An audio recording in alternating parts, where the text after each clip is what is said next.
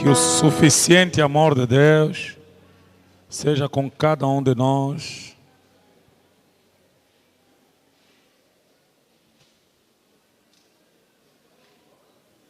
Aleluia. Apocalipse capítulo 2, vamos ler o versículo 1 ao versículo 7. Embora não queira eu fazer uma exposição da igreja de Éfeso ou da carta enviada a esta igreja, quero me apropriar de uma frase para, com os amados irmãos, viajarmos naquele que é o tema do nosso ano, o ano de renovo. Amém? Quem está pronto a renovar algumas coisas em sua vida? Quem está pronto? Quem está pronto? Quem está pronto a renovar a paixão, o amor, a intensidade? Aleluia. Então vamos ler essa carta de Jesus ao anjo da igreja que estava em Éfeso. Um dia o Senhor nos concederá a oportunidade de poder falar das cartas enviadas às igrejas, porque elas são continuamente mensagens recentes para a igreja, amém? São mensagens que tem aquele que tem na sua destra as 7 estrelas, que anda no meio dos 7 castiçais de eu sei as tuas e o teu trabalho e a tua paciência, e não pode sofrer aos maus, e puseste à prova os que se dizem ser apóstolo e não são, e tu os achastes mentirosos, e sofreste e tens paciência, e trabalhaste pelo meu nome e não te cansaste. Tenho, porém, contra ti que deixaste o teu primeiro. É aqui que eu quero pousar. Deixaste o teu primeiro amor. Deixaste o quê? Olha no irmão, ele fala: deixaste o teu primeiro amor. Lembra-te, caíste e pratica as primeiras. Pratica o quê? Quando não, brevemente a ti virei e tirarei do seu lugar. Porém isto, que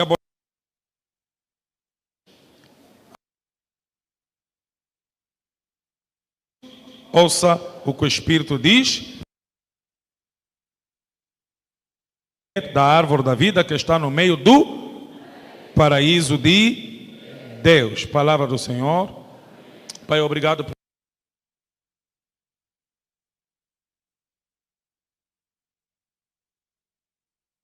convença a sermos renovados do amor por ti, do amor que nos move, do amor que nos comove, do amor que nos remove, Senhor, da iniquidade e nos move em direção ao que te...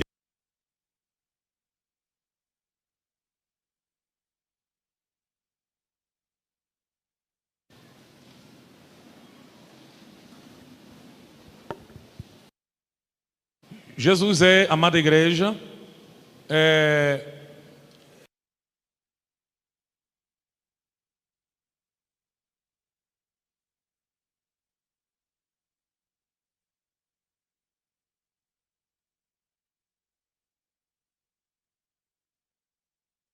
fazer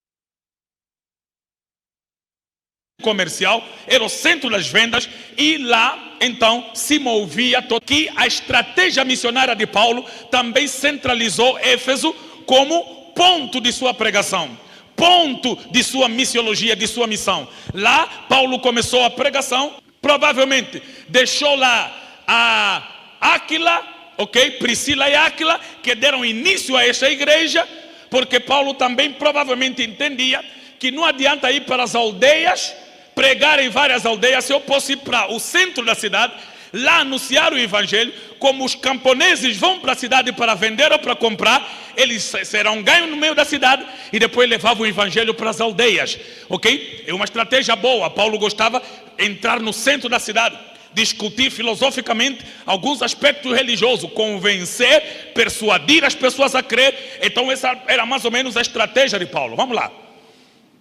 Então, provavelmente Priscila e Áquila dão início à igreja que emergiu de Éfeso, Então, era não só essa cidade cultural, comercial, religiosa, era também, posso dizer, a cidade muito supersticiosa, onde técnicas de magia, superstição, eram, praticamente o centro da atenção. As pessoas iam lá para aprender mágica, para comprar mágica, para se admirar da superstição, da superstição da época, do sincretismo religioso que se dava nessa cidade. Dizia-se, por exemplo, que a estátua da Diana daquela época foi feita ou foi desenhada do meteorito. Quem sabe o que é meteorito? Quem sabe? Alguma mamãe não sabe, né? Minhas mães. Meteorito é, digamos assim, uma pedra que caiu do céu. Acredita-se que por causa dos choques, né? Ou estrelas que envelheceram, choque de planeta, existem pedaços que caem do céu. E ela tem características muito fortes, diferentes das pedras que encontramos aqui, Então, essas pedras chamam-se meteoritos, certo? Aí quando você fala assim, olha, está vindo um corpo estranho em direção à Terra, é já meteorito. Agora, dependendo do tamanho, não se sabe qual é o estrago que vai causar, certo? E aí os americanos lá, a NASA, quando vê que está vindo um meteorito grande, que no choque com a Terra vai criar dificuldade, eles mandam já lá os MiG para lutar com aquela pedra, certo? Então, essas pedras caem, é ciência, caem regularmente em várias partes do mundo.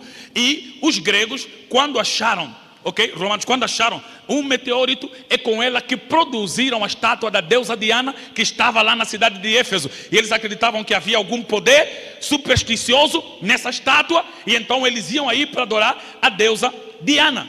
E os irmãos podem imaginar uma cidade assim, extremamente supersticiosa, cidade de Artemis, cidade de Diana. Havia o templo dedicado a essa deusa, era tão grande que era considerado na época uma das maravilhas do mundo antigo. O mundo antigo tinha aquele templo como uma das maravilhas, como em Angola, as quedas de Calandula, Serra da Leba, eram tidas como, esta maravilha daquela época. Então era para lá que iam muitas pessoas. Só que por isso um dia eu faço exposição desse livro, para os irmãos entenderem mais plenamente a mensagem. Porque eu vou resumir da seguinte maneira: essa igreja recebeu muitos elogios. Primeiro, ela recebeu o elogio missionário. E eu passo a ler só para os irmãos terem ideia do que eu estou a falar. Eu sei as tuas obras, o teu trabalho e a tua paciência, e que não podes sofrer os maus, puseste à prova os que se dizem apóstolos e não são, e tu os achaste mentiroso. Primeiro, essa igreja tinha trabalho, essa igreja tinha paciência, essa igreja não podia sofrer os maus, Ele pôs à prova os que se diziam apóstolos, mas eram mentirosos. Aqui tem pelo menos 3 aspectos interessantes. Eles tinham zelo missionário, trabalho, eles tinham zelo doutrinário, eles tinham zelo ministerial. Não podiam suportar mentirosos. Eu sou apóstolo, sou profeta. Depois de um ano, você é bunglebang, você não é apóstolo nada, você é falso, você sai daqui. Então eles tinham zelo missionário, eles tinham zelo apostólico, eles tinham zelo ministerial, eles tinham zelo, coloquei quantos zelos? Missionário, zelo.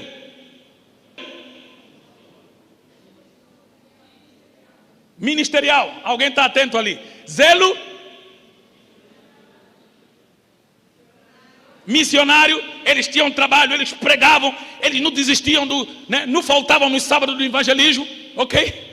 Como alguns de nós se envolvem no trabalho, eles não passam semana no trabalho sem comunicar o evangelho para o colega. Então eles tinham zelo missionário, ok? Se essa igreja tivesse o zelo missionário de Éfeso, ninguém viria ao culto sem trazer um colega, sem trazer uma vizinha, sem trazer um vizinho, sem trazer uma prima, sem trazer a mãe, sem trazer o pai. Então a Bíblia está a falar: eu conheço o vosso trabalho. E quem está a falar isso? Jesus. O que Jesus diz antes disso?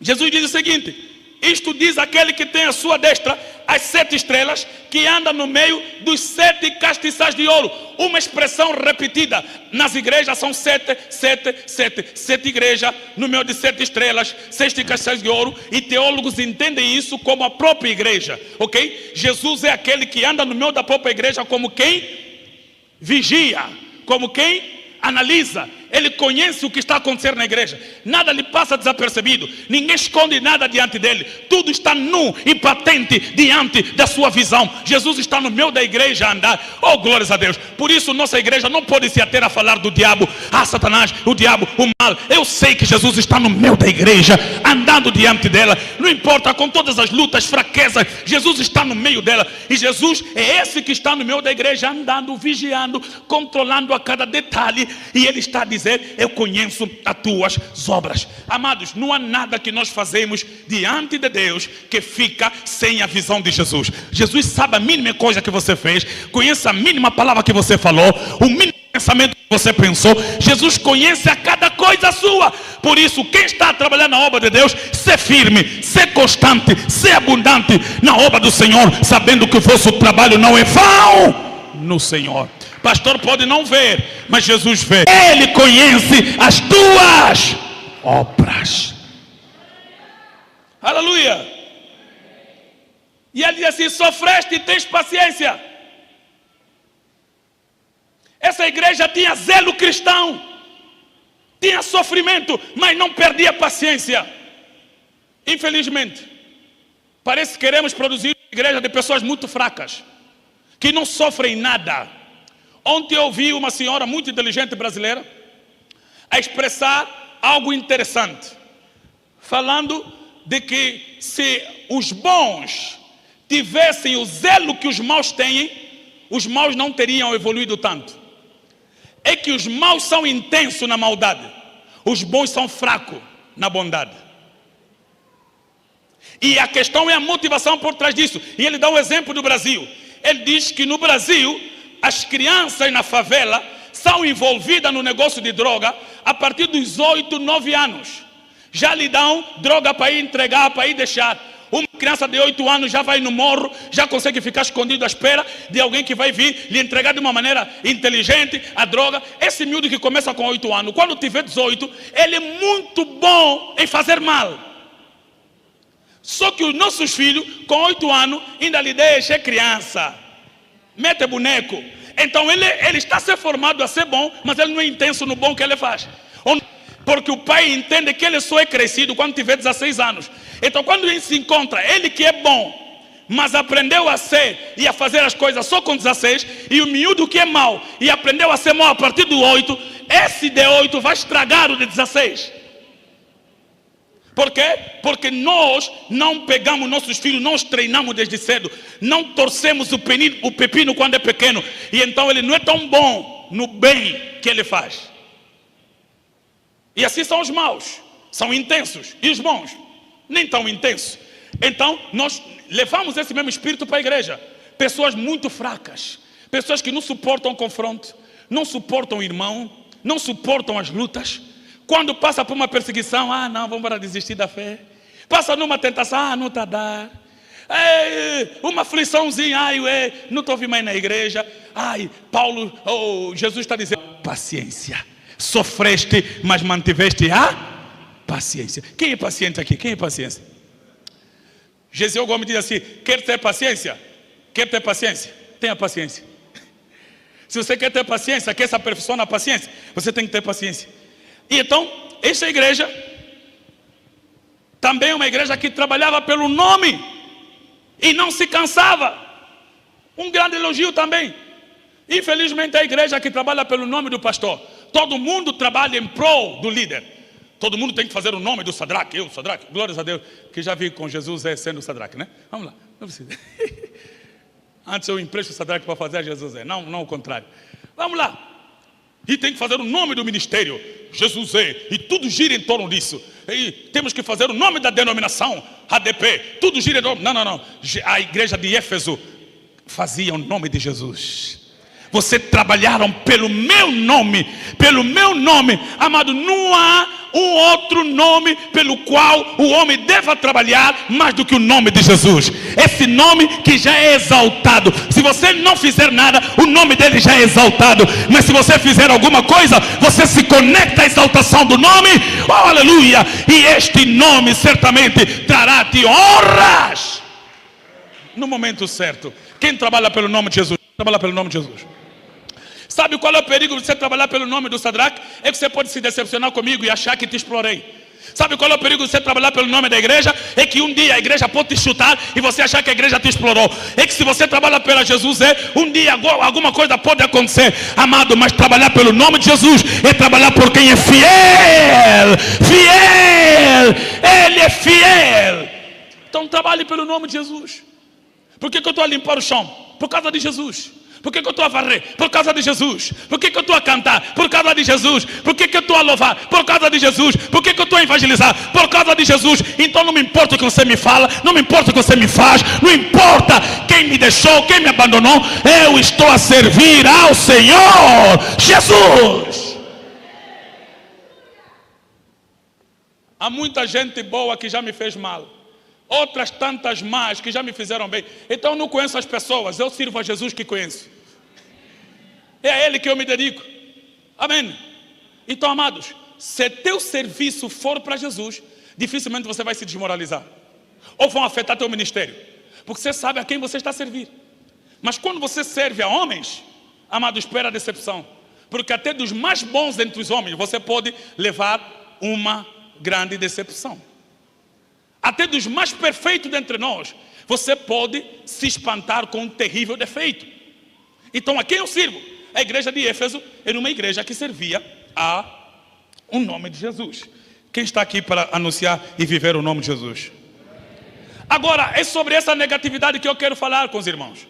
Mas como esse negativo está no meio, porque depois o livro termina com elogio, eu vou ir para o fim para ler o outro elogio, seguir, e para depois voltar para aquilo que eu quero tratar com os amados. Ok?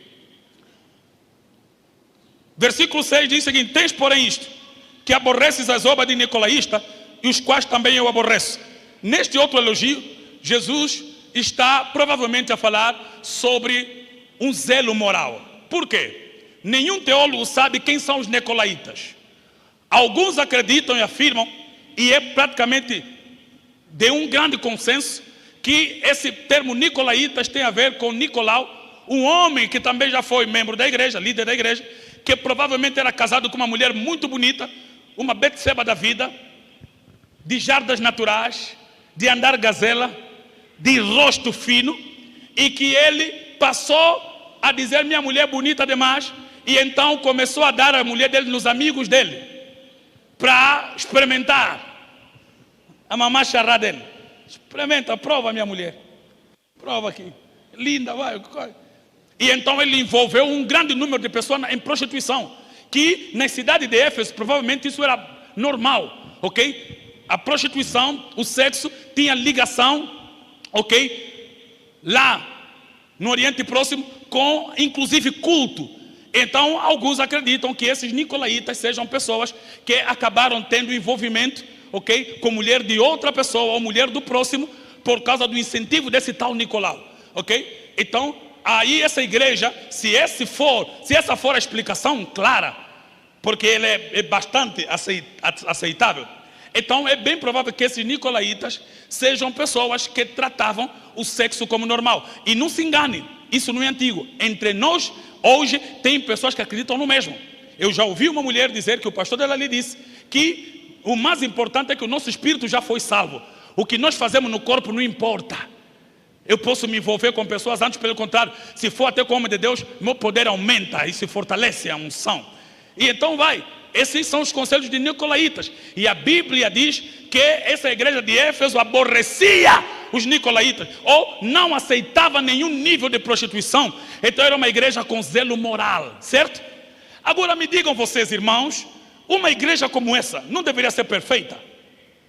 Uma igreja que trabalha zelo missionário, uma igreja com zelo doutrinário, não suportava mentirosos no ministério, tinha zelo ministerial. Zelo o quê?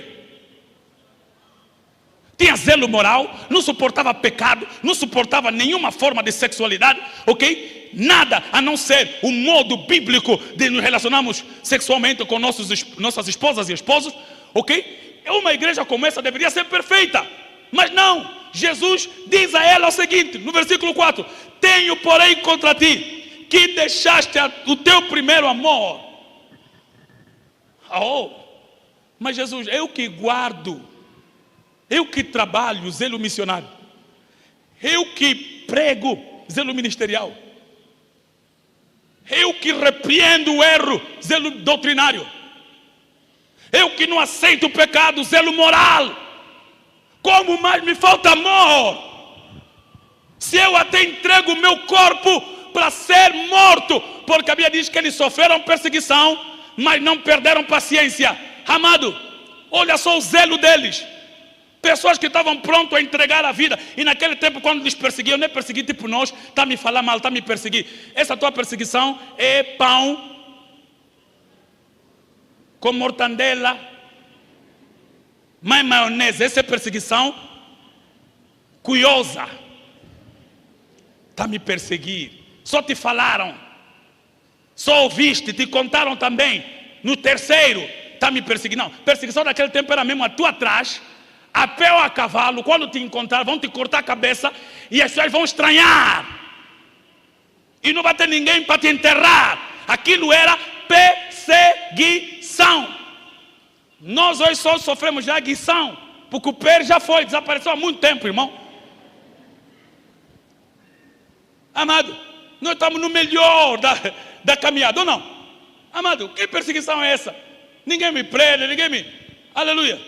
Tirando em alguns pontos que estão a envenenar pessoas, né? Estão a mandar pessoas para dar tiro da veia e vai. Mas naquele tempo eles sabiam. Quer dizer, o irmão lhe prenderam, estava a pregar, lhe prenderam ali. A igreja sabe, já lhe mataram, já lhe cortaram a cabeça, já lhe meteram na guilhotina, ou já está na cadeia, já lhe lançaram nos animais ferozes, nos jacarés, nas onças. Amados, era assim que acontecia. E a igreja celebrava, porque a igreja tem mais um mártir. Alguém foi martirizado, louvado seja o Senhor. Essa igreja era essa: zelo missionário, zelo ministerial, zelo doutrinário, zelo moral. Mas Jesus está a lhe dizer: tenho contra ti que deixaste o teu primeiro. Mas a pessoa que está pronta a morrer por ti não tem amor. Que primeiro amor é esse de que Jesus fala? Mas Jesus está a falar do quê? O que esse primeiro amor que Jesus quer que essa igreja tenha? Se essa igreja não abandonou a paciência, essa igreja não abandonou a pregação, essa igreja suporta a perseguição, essa igreja suporta tanta coisa, nega as falsas doutrinas, que amor é esse? Eu quero ler com os amados um texto para os irmãos entenderem o que na verdade é amor. Em 1 Coríntios capítulo 13, versículo 3, está um texto aqui interessante sobre o amor. 1 Coríntios 13, versículo 3. Quem já achou, me dá um amém atualizado. Quem já achou, me dá um amém atualizado. 1 Coríntios 13, 3. Quem já achou? Diz o seguinte: ainda que eu distribuísse todos os meus bens para sustento dos pobres, e ainda que entregasse o meu corpo para ser queimado, e não tivesse amor, nada disso me... Quem está a escrever isso? Paulo. Olha o entendimento que Paulo tinha de amor. Ele está a dizer: ainda que eu pegasse todo o meu bem, assim, Lexo, casa do Quilamba, minha esposa não, entregasse tudo guarda-roupa, ficasse nu, mas a motivação por detrás disso não for o amor, nada disso me aproveitarei. Então esse versículo começa a explicar Apocalipse, não? Essa igreja tinha zelo missionário, tinha zelo doutrinário, tinha zelo ministerial, tinha zelo moral, mas Jesus está dizendo, vos falta amor. Por quê? Porque nós incorremos o risco de sermos profissionais, de fazermos uma coisa por hábito, de entrarmos para um nível da religiosidade farisaica. Amados, os fariseus eram muito mais intensos no trabalho dele do que nós. Fariseu não falhava com dízimo. Fariseu era tão intenso que assim, que lhe caiu 1000 kwanza, tira dízimo. Lhe caiu 100 kwanza, faz conta. 100 kwanza dízimo é 33,3. Arredondo já para 4. A Bíblia diz que eles dizimavam o endro com endro, que eram coisas muito pequenas. Ele ganhou uma coisa pequena, já dizima. Jejuava 2 vezes por semana. Quando orava, batia no peito e dizia, eu não sou como esse publicano. Eu sou firme, sou fiel. Só que tudo por detrás disso não era amor. Era motivação religiosa, era profissionalismo religioso. Eles estavam sendo movidos apenas pelo E há muito crente que já chegou nesse nível. Ele até não peca, mas por hábito. Não erra por hábito. Faz tudo certo por hábito. Canta no coral por hábito. É da banda por hábito. Ele cumpre apenas um rito religioso, mas o que lhe move não é amor. É apenas um zelo religioso, onde a religiosidade substitui a espiritualidade. Agora, como entender isso? Como é que eu entendo que já não estou a ser espiritual, apenas religioso? Onde religioso significa apenas alguém que obedece ritos vazios, desprovidos de amor. Eu acho que a principal pessoa a nos explicar isso são os fariseus. E eu encontrei uma explicação interessante sobre eles. É que os fariseus chegaram a um nível de religiosidade que eles colocavam ritos acima de pessoas. Eles esqueceram a motivação por detrás das obras e colocaram obras acima dos motivos. E Jesus é o nosso maior exemplo de amor, porque Jesus colocou pessoas acima do sábado e não sábado acima de pessoas. Colocou pessoas acima de comida e não comida acima de pessoas. Ele colocou pessoas. Qual é a motivação que me difere do religioso, irmão? Pessoas. Interessa a mim o que interessa a Deus. Não é vivemos de tal modo que a obediência e os ritos sejam apenas para nós, forma de elogio, porque chega um tempo na vida que você acaba produzindo um zelo que atropela os outros, desde que isso te faça parecido com qualquer exigência que de Deus foi obrigada de você.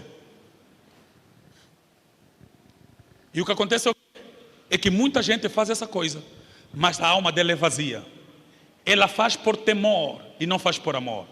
Ela tem medo, mas não tem nele fervor. Amado, hoje eu vim para vos falar, renove o amor pelo qual você está em Deus hoje. Renove o amor pelo qual você serve a Deus hoje. Renove o amor pelo qual você serve a tua família. Amém. A motivação por detrás de todas as suas obras tem de ser amor. De outro modo você vai trabalhar por ganhos, por lucros, por pagamentos, por aplausos, por elogios e não por amor. Sabe, o amor em si mesmo, ele é uma iniciativa. Às vezes nos é exigido como uma resposta, mas o amor, ele é originalmente uma iniciativa. Ou o amor surge como o que começa. É por isso também posso aferir aqui que Deus, quando vai falar de casamento, não requer da mulher amor, mas submissão. Porque submissão é uma resposta, amor é uma iniciativa. Ao marido ele pede amor, por isso o homem é o que conquista.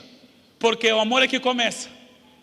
Por exemplo, Deus nos amou, Ele não esperou nossa ação. Ele só esperou nossa reação. Porque o amor começa. Quem está a perceber? O amor é em si mesmo uma fonte. O amor é em si mesmo um início. O amor não é o rio, é a fonte. Quem está a perceber o que eu estou a dizer? Então a Bíblia está a nos mostrar que quem ama, ele tem em si mesmo uma fonte, uma iniciativa. Ou eu não dependo do que o pastor vai me dar, vai me pagar, se vai me fazer, vai deixar de fazer. Não, eu tenho amor. E o amor é a força motriz que me move diante de todas as palavras que eu falo, todos os pensamentos que eu expresso, toda ação que eu realizo, é por amor. E Jesus explica aqui, para lhes mostrar como é que eles deixaram cair o amor. Jesus diz assim: pratica as primeiras obras. Oh. Mas quais primeiras obras? Se nós estamos a fazer a mesma obra de sempre. Já falaste no início que eu não abandonei a obra. Vamos ler aqui então, vamos lá ler. É interessante. Eu não sei se vocês estão a anotar quão interessante é esse texto. Quem está a anotar comigo? Vamos lá, lê o versículo a seguir, versículo 5, né? O que é que diz? Lembra-te onde? Lembra-te onde? E faz o quê? E arrepende-te depois? E pratica as primeiras? Olha o que a Bíblia está a cobrar. Lembra-te onde caíste. Mas toda a lista que me deste, mestre, não tem nada de queda. Praticar primeiras obras como se eu não deixei de praticá-las. Não, você se acostumou com a prática delas. É que o cristianismo não é para você se acostumar. O grande problema de você se acostumar com Jesus é você já não lhe vê como você lhe via antes. Você sabia que a proximidade também é uma distância? Isso já é sadraquismo. A proximidade é uma distância. Nelson, proximidade é uma distância. Quanto mais próximo você está, mais você perde o raio de visão. É dali que a pessoa mais próxima de você e você não vê. Quem é? Você. Eu vou pedir a você para você se ver. Se vê agora. Se olha. Por que você não consegue se olhar? E quando você quer se olhar, vai procurar um espelho. Porque a proximidade é a distância. É que você está tão próximo de você que ficou distante de se ver. Quem está a perceber o que eu estou a dizer? Não, façam prova. É ciência, façam prova. Se olha agora na cara. Se olha. Olha teus olhos. Você percebe que você está tão próximo de você que você não consegue ver teu olho. Mas pede para alguém do teu lado ver o teu olho. A pessoa mais distante te vê bem.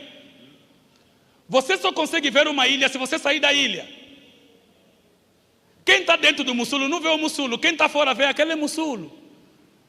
Porque proximidade é distância. É que há muita gente que chegou tão perto de Deus, que ele se acha tão perto de Deus, que já ficou distante dele.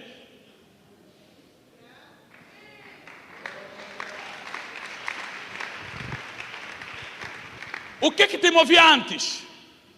Hoje você jejua porque é programa. Antes você jejuava porque era comunhão. Hoje você ora porque é hábito. Mas antes você orava porque era paixão. É isso que ele está dizendo. Lembra de onde caíste. Hoje você ficou zeloso, doutrinariamente zeloso, ministerialmente zeloso, moralmente zeloso. Mas o fogo já foi há muito tempo, a paixão já foi há muito tempo, o prazer já foi há muito tempo. Você só faz aquela oração seca no quarto, mas já não tem aquele prazer de ontem, já não tem aquele desejo de antes, já não tem aquela alegria. Lembra-te onde caíste.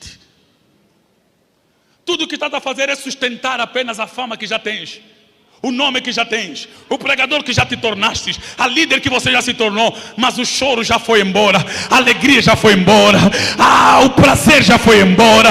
Lembra-te onde. É isso que Jesus estava a falar para essa igreja. Não, eu estou a ver vosso zelo por fora, mas eu conheço a falta de amor por dentro. Já não estás mais incendiado por dentro. É apenas por hábito. Eu estou a pregar isso, mas também estou a me pregar a mim. Porque eu lembro de dias que eu entrei Apesar do Senhor, não quis sair mais. E era por prazer, não era por hábito. Era por alegria, não era por hábito. Então eu estou a falar para um grupo como os irmãos de Éfeso, que tem zelo, não cai, não fornica, não rouba, não mente, não suporta erro, não suporta heresia, não suporta, tudo isso está perfeito, mas a paixão por dentro já se apagou, o fogo já se extinguiu, e Jesus está dizendo: arrependa-te, volta ao primeiro amor, volta aos dias de oração, volta aos dias das lágrimas, volta ao dia do prazer na presença do Senhor, volta aos dias. Aleluias! Quem já teve esses dias? Quem já teve? Quem já teve esses dias? Daquele compromisso de uma oração descompromissada. Aleluia! Não tinhas muito conhecimento, mas tinhas muito prazer. Não tinhas tanto zelo como tens hoje, mas tinha uma alegria indizível na tua alma. Aleluia! O que te movia a oração era algo tão genuíno, tão puro, era uma paixão tão ardente na alma, que você queria ficar na presença do Senhor. Aleluia! Chegava cedo no culto, antes da porta abrir, já estava na porta, porque você tinha prazer, queria ouvir a palavra com prazer, queria louvar com prazer, queria cantar com prazer. Lembra-te! Lembra-te, lembra-te, lembra-te e volte ao primeiro amor. Se Jesus está dizendo volta ao primeiro amor, é porque você pode voltar. Ele pode te ajudar a voltar. Podes cantar como cantavas, podes louvar como louvavas, podes orar como oravas. Você pode voltar. Renova o amor. Diga para alguém: renova o amor. Quando você vinha ensaiar, não é porque te obrigaram, mas porque você tem prazer de pertencer ao coral que vai exaltar o nome daquele que tem o nome acima de todos os nomes, do qual todo joelho no céu, na terra e debaixo da terra se dobram. Mas hoje você já dorme no culto. Hoje você já não tem mais prazer. Hoje você já não lê mais com alegria. As letras da Bíblia já te tornam pesada na alma. Você já não sente mais prazer na palavra do Senhor. Hoje você analisa toda a escritura que você lê. Você analisa logicamente, teologicamente, filosoficamente. Você já não deixa a palavra da Bíblia emergir como chamas na tua alma. Você já não deixa ela te queimar. Os versículos simples já não te dizem nada. Você quer apenas procurar coisas profundas para investigar. Deus se tornou apenas um corpo morto diante da tua cama médica para fazer autópsia. E Ele não é mais um Deus vivo para ti. Você já não lê mais um versículo e chora. Já não treme mais diante da palavra de Deus. Lembra-te onde caíste. Lembra-te onde caíste. Antigamente você não visitava por causa do programa, porque pertenço ao grupo de visitação, mas porque você sabia que a comunhão com os irmãos passa por isso, em visitar os irmãos com prazer. Não é porque me cobraram, é porque meu irmão. Ontem eu fui visitar um amigo, nunca mais estivemos juntos, ficamos horas e horas, me deu peixe frito, eu falei: já não estou a comer mais frito, mas comi mesmo assim, e era só um pedir o segundo. Vou quebrar dieta, vamos comer aqui. Deitei no sofá, quase apanhei sono. A esposa trouxe mais um sumo e eu fiquei alegre porque eu estava lá de um amigo. Amados, senti que nós abandonamos as coisas simples da vida. À medida que começamos a achar que existem coisas muito mais nobres, abandonamos a simplicidade de uma conversa, a simplicidade de um abraço, de uma conversa sem sentido, que você não sabe onde começa nem onde termina, a caminhada juntos. Abandonamos todas essas coisas porque nós pensamos que crescemos, mas à medida que crescemos, nós decrescemos, abandonamos as coisas boas, lindas da vida. Lembra-te onde caíste. Jesus Deus está a nos cobrar hoje. Renova o amor. Renova esse fogo pelo qual você vai fazer as coisas. Porque de outro modo, ainda que o teu corpo seja entregue para ser queimado, você entrega toda a tua roupa, todos os teus bens. Paulo diz: de nada te aproveitaria. Nada, se não tiver amor. Teu dízimo alto sem amor é nada. Teu amor é nada. Teu trabalho alto, tuas pregações, ainda que viajem todos contra mundo pregando o evangelho, se o que te move não for amor. Hoje os pregadores abandonaram o amor pelo qual pregavam. Cachê não pregam. Quanto é que vai pagar? Aqui vai ser 100 mil kwanzas a tua vida. Mas o amor já não está mais. Minha esposa é minha secretária e ela sabe minha regra desde o início. O convite que veio primeiro e ficou acertado é o que tem de ser. E houve momentos que me convidaram numa igreja de chapa, meti na agenda, e no mesmo dia está ligado um templo, um grande templo, está ligado para mim, queremos o homem de Deus para o culto X, vamos mandar um carro para vir te pegar, já estou ocupado. E alguém uma vez me falou, como é, você está mesmo a negar a igreja X, por causa daquela igreja de chapa, manda lá alguém. E você sabe por que eu prego, você não sabe o que me move ao púlpito, aleluia, oh glórias, aleluias, oh aleluia. Não é o quanto o templo é bonito, não é o quanto a oferta será grande. Eu fui chamado por Deus a pregar o evangelho a toda criatura, em todo lugar. E eu faço isso desde os meus 16 anos. Já neguei lugares mais altos. Já respondi a países que me disseram, olha, queremos que venhas aqui. E eu já estou marcado em Cachito para ir pregar. Não era só enviar alguém para eu viajar? Não. Mete em outra data que eu venho. Eu já estou compromissado com os meus irmãos. Então eu por isso não tenho escolha. Num dia você vai me ver a pregar num grande templo. No outro dia você vai me ver num quintal a pregar. No outro dia você vai me ver nos Estados Unidos. Mas no outro dia você vai me ver no Mochico lá no fundo a anunciar o evangelho. Num dia você vai me ver na Europa, no outro dia estou em Malange, numa tarimba, a anunciar o evangelho, porque o que me move é a mesma coisa do início, e sempre que eu noto que meu coração começa a descarrilar, eu lembro-me onde caí, para praticar as primeiras obras. Ajuda-me todos os dias a me lembrar, ajuda-me a contar os meus dias. Músicos, não percam de vista o amor que vos move. Pregadores, não percam de vista o amor que me move. Igreja, não perca de vista o amor.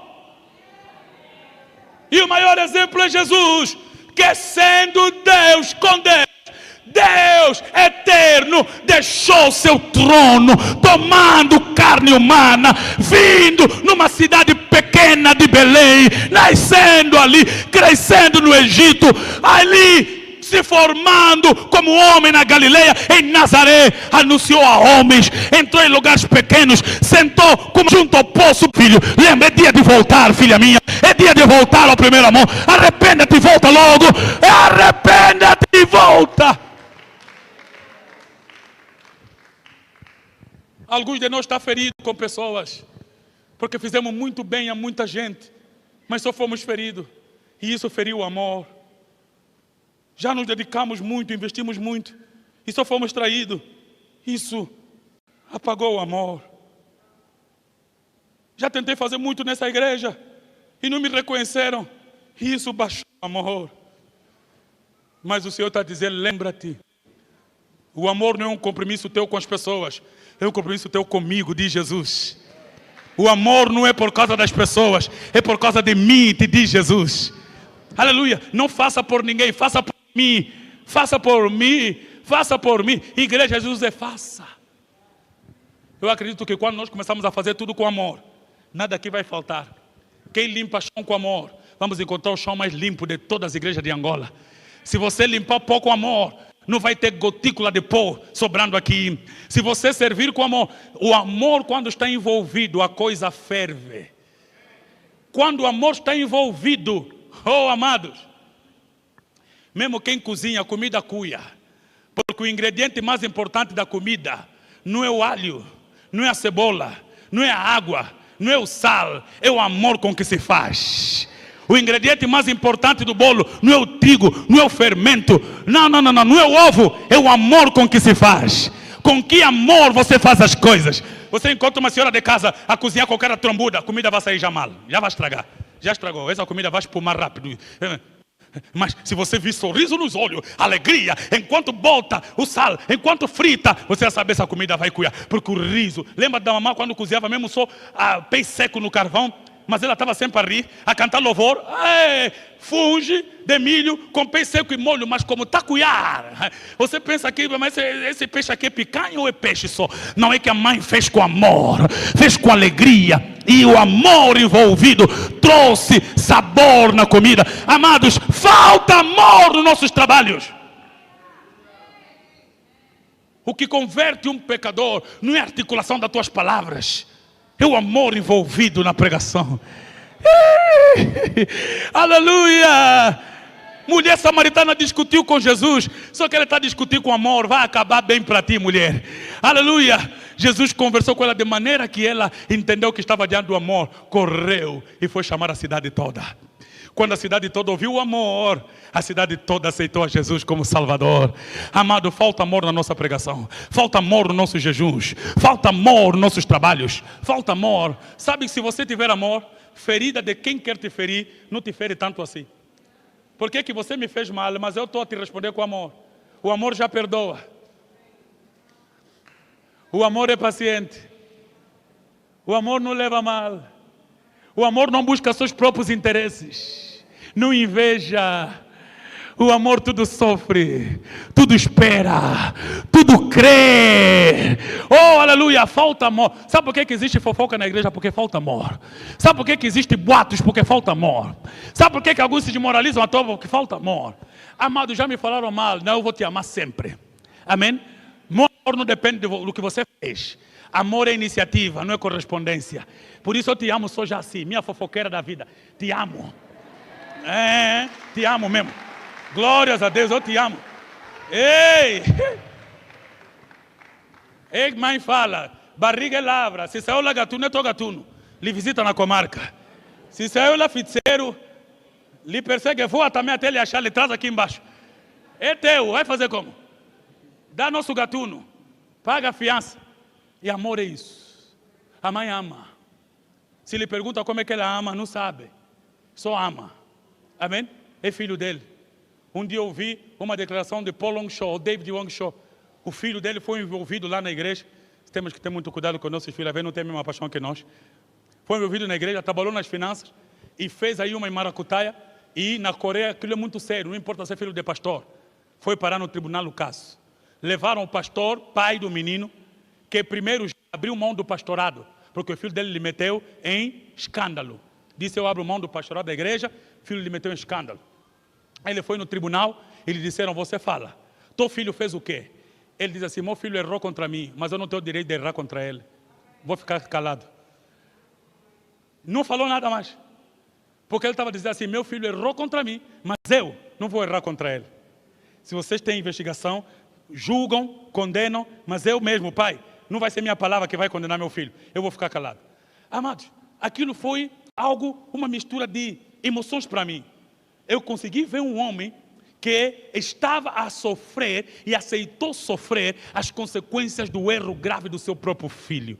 Amados, o amor é isso. Às vezes nós suportamos pessoas que nos ferem tanto, que nos colocam em problema, que nos colocam em papéis maus, mas por amor nós devolvemos bem a quem nos fez mal. Por isso a Bíblia diz assim, não se vence ao mal com o mal, ao mal se vence com o bem. É este o amor envolvido. Amados, não vamos esquecer o amor, porque de outro modo nós vamos crescer tanto no zelo que, abandonando o amor, esse zelo vai nos levar a cometer outros erros.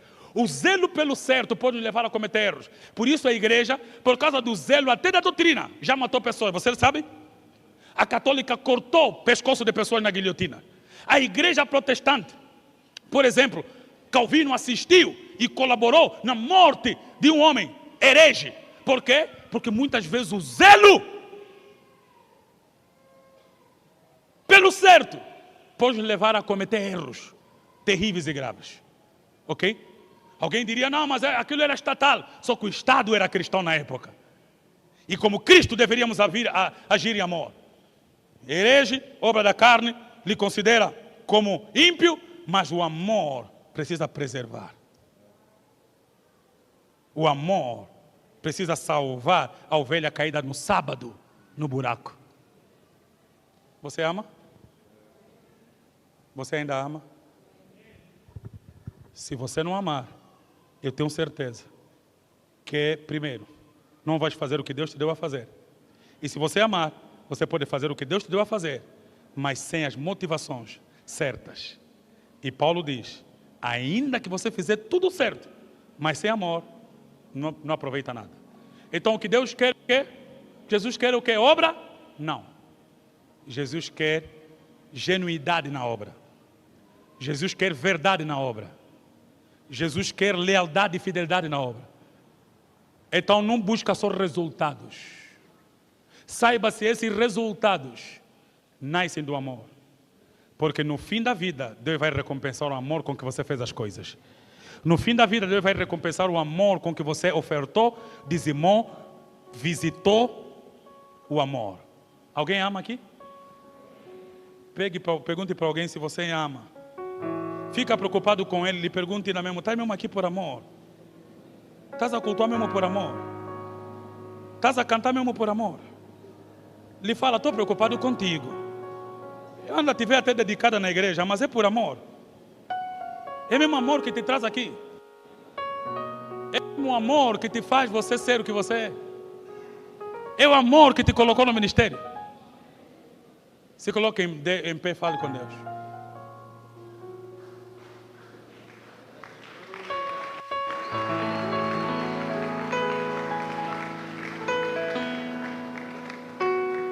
Fale com Deus, diga, Senhor, eu quero voltar ao amor.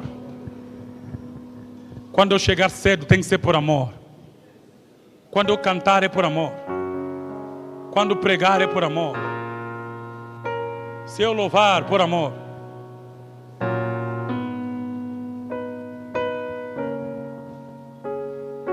Fale com Deus, fale com Deus. Brade para Ele, diga, Senhor, eu arrependo-me de tudo que eu fiz sem amor. Arrependo-me. Enquanto isso, eu queria saber se tem alguém que ainda não aceitou Jesus como Senhor e Salvador, ainda não ama plenamente, inteiramente, mas hoje quer entregar a vida a Jesus. Quer ter o amor e a alegria da salvação. Se você foi convidado por alguém, mas ainda não é cristão, e hoje quer amar a Cristo, sai do teu lugar, vem ter comigo aqui na frente. Você que ainda não é cristão, mas hoje quer entregar a vida a Cristo, quer amá-lo, quer servi-lo. Temos alguém? É só levantar a tua mão, alguém vai te ajudar. Temos um jovem aqui. Hoje você quer ser cristão, quer amar a Jesus e quer amar sua obra, quer amar o Evangelho. Mais duas almas, a terceira, a quarta alma vem. Sai do teu lugar, vem. A quinta alma também. Hoje é um dia de apelo, hoje é um dia de salvação. Hoje é um dia de mudança também. Alguns têm que voltar a amar, mas uns têm que começar a amar hoje. Esses que vêm na frente começam a amar hoje a Jesus. Amar sua obra, amar o seu sacrifício na cruz, amar. Enquanto os outros que estão aí já são crentes, volte ao amor. Sonda, sonda, sonda.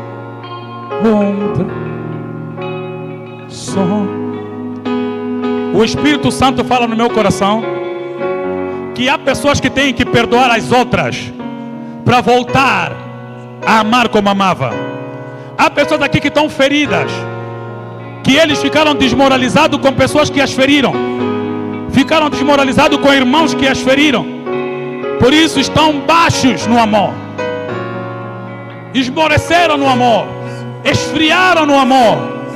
Mas Jesus está a te convocar, meu filho, antes que eu venha e te tire o teu lugar, te tire a coroa, arrependa-te, volte ao primeiro amor.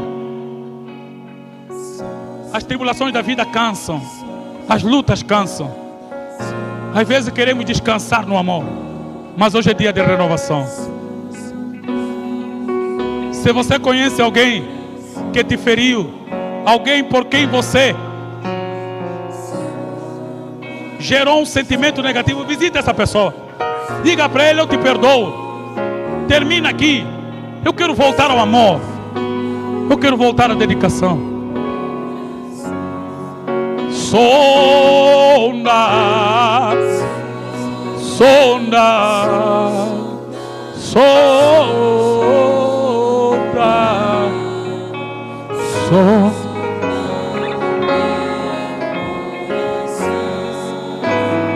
Cabambi, conduz as almas para Jesus.